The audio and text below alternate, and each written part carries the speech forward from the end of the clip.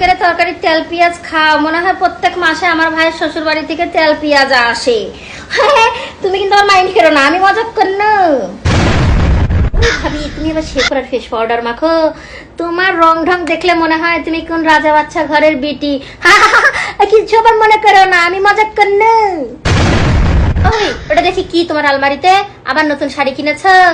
বাবা রে বাবা, তুমি যেরকম করে নতুন শাড়ি কাপড় কিনতেই থাকো, আমার তো মনে হয় মুকেশ আম্বানির বিটিও বোধহয় এত শাড়ি কাপড় কিনে না।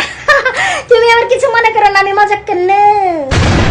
ভাবি তুমি সবকিছুতে যেরকম করে ব্যস্ততা দেখাও, মনে হয় তুমি কোন অফিসের না অফিসার। ভাবি এবার কিছু মাইন্ড করো না, আমি মজাক কর না। দাঁড়া, এবার আমি মজাক করে দেখাবো। মা, আমাদের বড়লোক নন্দে দেখলাম আমাদের লেগে শুধু গোল্লা নিয়ে এসেছে। জসিম ভাই শুধু গোল্লা খাওয়াইলে হবে না। ও মা, সুরমা তুমি আবার মাইন্ড করো না, মজাক করছি। আয় আম্মা, না আম্মা এগুলো বললে তো হবে না। যখন করে আমার জামাই কাপড় করছে, কিসের মজাক করছে, কিসের মজাক? হ্যাঁ, মানুষকে এরকম করে আঘাত করে কে মজাক করে? হ্যাঁ, এরকম করলে তোমার বেটার আমাকে কি পেয়েছে আমি জানি না।